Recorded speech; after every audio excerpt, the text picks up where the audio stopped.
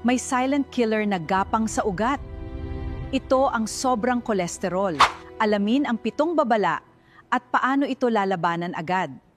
May isang traidor na dahan-dahang gumagapang sa iyong katawan nang hindi mo namamalayan. Sa medisina, tinatawag namin itong silent killer, ang mataas na kolesterol. Hindi ito laging nagpapakita ng lagnat, pero dahan-dahan nitong binabarahan ang mga ugat patungo sa puso at utak mo. Isang mapagpalang araw po sa inyong lahat, mga gintukong kapamilya, mga lolo, lola, nanay at tatay. Ako ang inyong kapamilyang doktor, at ngayon, mag-uusap tayo ng puso sa puso. Ayoko pong dumating ang araw na magulat na lang kayo sa isang stroke o atake sa puso. Gayong nagpapadala na pala ang ating katawan ng 7 malilinaw na babala. Bago natin isa-isahin ang mga senyalis na ito at ang mga natural na paraan para labanan ito, isang mabilis na pakiusap po. Kung mahal ninyo ang inyong puso at pamilya, i-click na po ang like, mag-subscribe sa ating Gintong Gabay channel at i-share ang videong ito.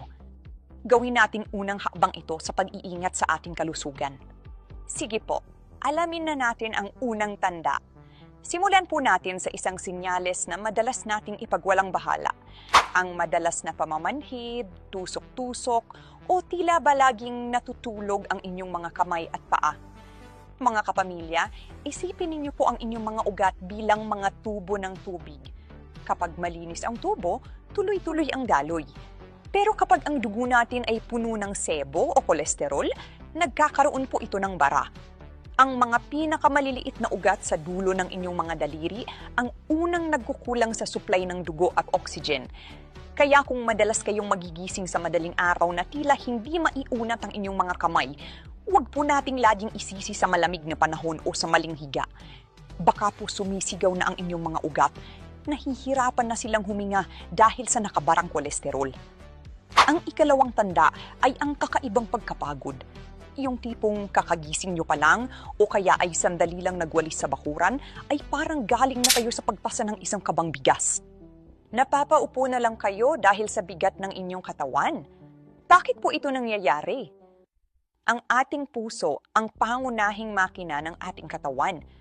Kapag ang mga daanan ng dugo ay masikip dahil sa nakaimbak na kolesterol, napipilitan po ang inyong puso na magtrabaho ng doble o triple. Parang sasakyang kailangang umakyat sa matarik na kalsada habang puno ng kargada, mabilis pong iinit at mapapagod ang makina. Kaya kung dati ay masigla kayong nagdidilig ng mga halaman, pero ngayon ay 5 minuto pa lang ay hingal na kayo. Huwag niyo pong sabihing, tumatanda lang ako. Baka po babala na yan na mahihirapan na ang inyong puso dahil sa taba sa dugo. Kayo po, mga gintukong kapamilya, may araw ba na kahit wala kayong ginawa ay pambihira ang bigat ng inyong katawan? I-share niyo po ang inyong karanasan sa comments sa ibaba. Binabasa ko po ang mga ito para mas malaman ko kung paano ko pa kayo higit na matutulungan.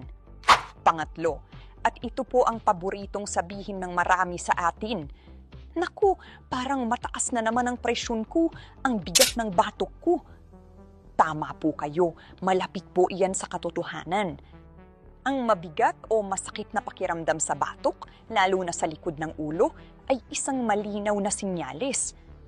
Kapag ang kolesterol ay namuo at naging parang matigas na simento sa mga ugat na patungo sa ating leeg at ulo, kumikipot ang daanan. Nababawasan po ang supply ng dugo na dapat ay nagpapakain sa ating utak. Ang resulta, yung pakiramdam na parang may nakadagan sa inyong leeg o kaya ay parang may pumipintig sa likod ng inyong ulo. Huwag po nating idaan lang ito sa pahid-pahid ng banyos o peppermint oil.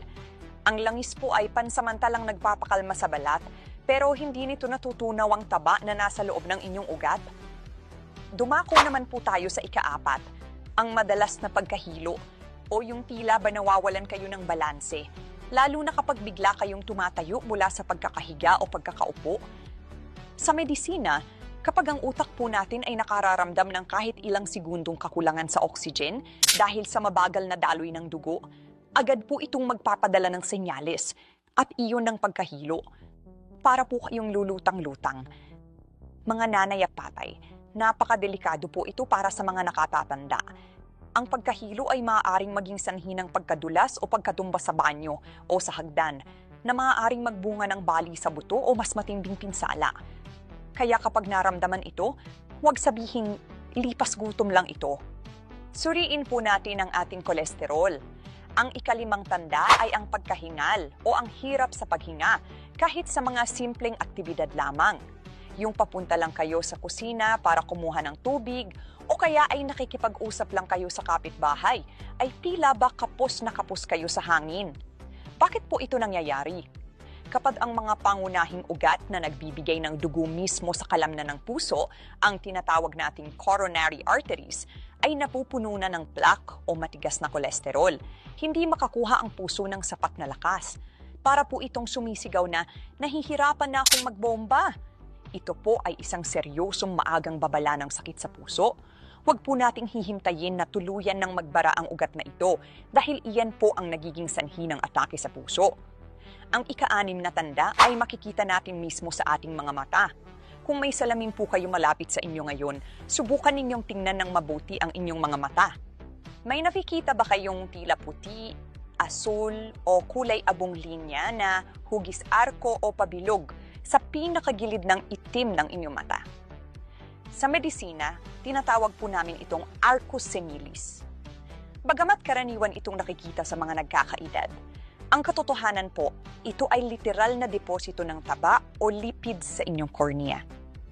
Kapag sobrang taas na ng kolesterol sa dugo, hindi na ito magkasya sa mga ugat. Kaya naglalakbar na ito at naiipon sa iba't ibang tissue ng ating katawan, kabilang na ang ating mga mata. Isang sulyap lang sa salamin, maari nang magpaalala sa atin na kailangan na nating mag-ingat. At ang ika-7 na madalas nating mapagkamalang simpleng sakit ng tiyan, ang madalas na pagka-impatyo, pagkakabag, o yung pakiramdam na laging busog kahit kaunti lang ang kinain. Paano po nauugmay ang kolesterol sa ating tiyan? Ang ating atay po ay gumagamit ng kolesterol para gumawa ng bile o apdo na siyang tumutunaw sa ating mga taba na ating kinakain. Kapag sobra-sobra ang kolesterol sa katawan, ang apdo po ay lumalapot at maaaring maging sanhi ng gallstones o bato sa apdo. Kapag may bara sa apdo, hindi matutunaw ng maayos ang inyong kinain. Kaya pagkatapos ninyong kumain, kahit simpleng tanghalian lang, ay parang kayo ay hihilain pababa dahil sa bigat at sakit ng tiyan.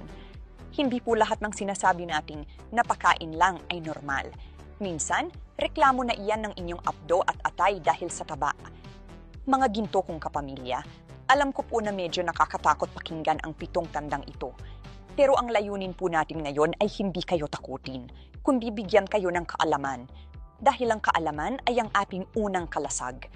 Huwag po kayong mag-alala dahil sa susunod na bahagi, pag-uusapan natin kung paano natin ito lalabanan ng magkasama gamit ang mga simpleng hakbang at natural na pamamaraan. Abangan po ninyo. Paano ito lalabanan gamit ang pagmamahal at disiplina? Ngayong alam na natin ang mga babala ng katawan, huwag po tayong manghina o matakot. Ang mataas na kolesterol ay hindi isang hatol na wala ng pag-asa. Ito po ay isang paalala na oras na para mas mahalin natin ang ating sarili. Paano natin ito sisimulan? Siyempre po, sa ating hapagkainan. Ang unang kalasag natin ay ang pagpili sa kung ano ang inilalagay natin sa ating plato. Alam ko po na napakasarap ng higop sabaw sa mainit na bulalo o kaya ay ang malutong na taba ng lechon tuwing may handaan. Pero mga kapamilya, pansamantala muna nating bawasan ang mga pagkaing may saturated at trans fats. Palitan po natin ito ng mga pagkaing mayaman sa tinatawag nating soluble fiber o natutunaw na hibla. Isipin ninyo po ang soluble fiber bilang isang natural na walis sa loob ng inyong tiyan. Kapag kumain kayo ng oatmeal sa umaga, o kaya ay ng mga lokal na gulay tulad ng okra at talong, ang mga hibla nitong madikit ay literal na humuhuli at humihila sa mga kolesterol sa inyong kinain upang hindi na ito pumasok sa inyong mga ugat, kundi mailabas ng natural ng ating katawan. Ang pagkain ng tama ay hindi pagpapasakit. Ito po ay pagpapakita ng pagmamahal sa ating puso. Ang ikalawang hakbang ay ang paggalaw ng katawan. Huwag po kayong mag-alala, hindi ko po kayo papupuntahin sa gym o papatatakbuhin ng marathon. Para sa ating mga lolo at lola, Sapat na po ang simpleng ehersisyo na abot ng inyong lakas. Ang laging paalala ng mga doktor, ang paggalaw ay buhay.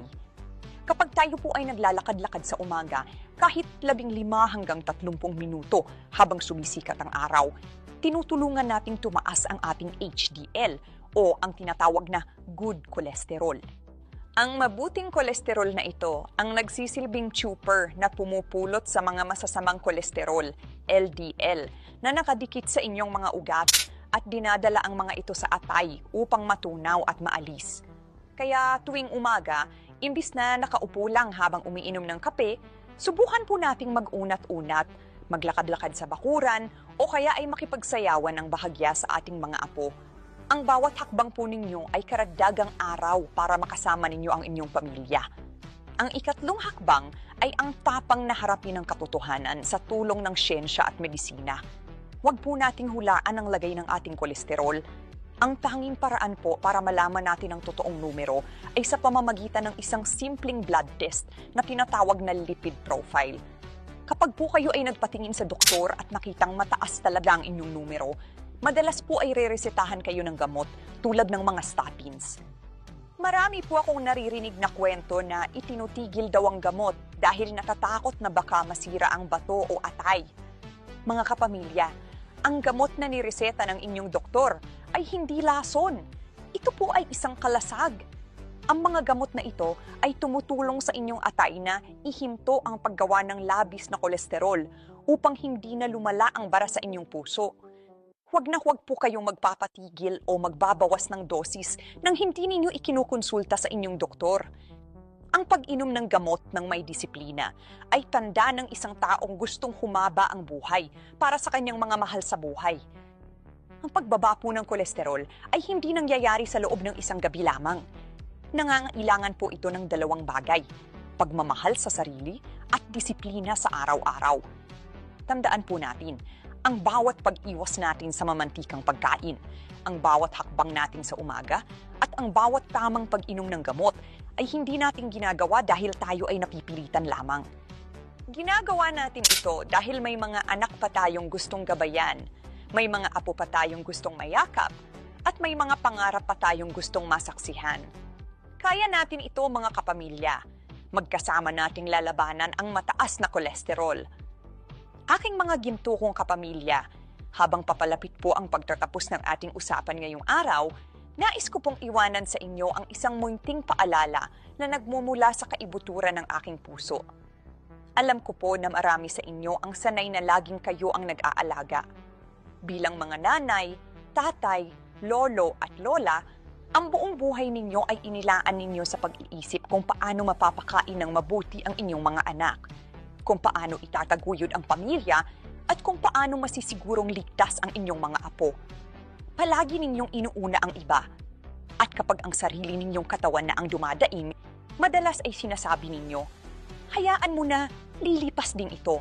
Huwag na tayong gumastos. Ayaw kong maging pabigat. Pero panandalian po kayong tumingin sa akin, mga kapamilya. Tumingin po kayo sa aking mga mata. Hindi po kayo pabigat. Ang inyong presensya, ang inyong mga kwento, ang inyong mga yakap, at ang inyong mga panalangin sa pamilya, ang pinakamalaking kayamanan na mayroon ng inyong mga anak at apo. Ang pag-aalaga sa inyong sariling kalusugan ay hindi po karagdagan na gastusin o pabigat. Ito po ang pinakamagandang regalong maaari ninyong ibigay sa kanila. Isipin ninyo po, hindi ba't napakasarap na makasama pa sila sa marami pang Pasko at Baging Taon? Hindi ba't kay sarap masaksihan ang pagtatapos sa pag-aaral ng inyong mga apo, ang pag-aasawa ng inyong mga anak, o ang simpleng pag-upo sa beranda habang umiinom ng mainit na tsaa kasama ang inyong kabiyak sa buhay? Magagawa lang po natin yan kung aalagaan natin ang pusong nagmamahal sa kanila. Ang pag-iwas sa bawal na pagkain, ang paggalaw-galaw sa umaga, at ang paggabay ng inyong doktor ay hindi parusa. Ito po ay mga hakbang ng pagmamahal upang mas humaba pa ang ating pagsasama. Kaya simula po ngayon, mangako tayo sa ating sarili. Aalagaan ko ang aking puso dahil mahal ko ang aking pamilya. Kung naging makabuluhan po sa inyo ang ating gabay ngayong araw, nawa po ay huwag ninyo itong itago sa inyong sarili. I-share po natin ang videong ito sa inyong mga anak, sa inyong mga kapatid, o sa inyong mga kaibigan upang sabay-sabay tayong maging malakas at malusog. Mag-comment din po kayo sa ibaba kung anong hakbang ang sisimulan ninyong gawin bukas na bukas din. Maraming salamat po sa inyong pagtitiwala at patuloy na pagsubaybay sa ating channel. Ito po muli ang inyong Doktora Reyna, ang inyong kapamilyang doktor na may puso, laging nagpapaalala. Dito sa Gintong Gabay, ang inyong kalusugan ang ating tunay na kayamanan. Pagpalain po kayo at ang inyong buong pamilya ng puong may kapal. Hanggang sa muli po!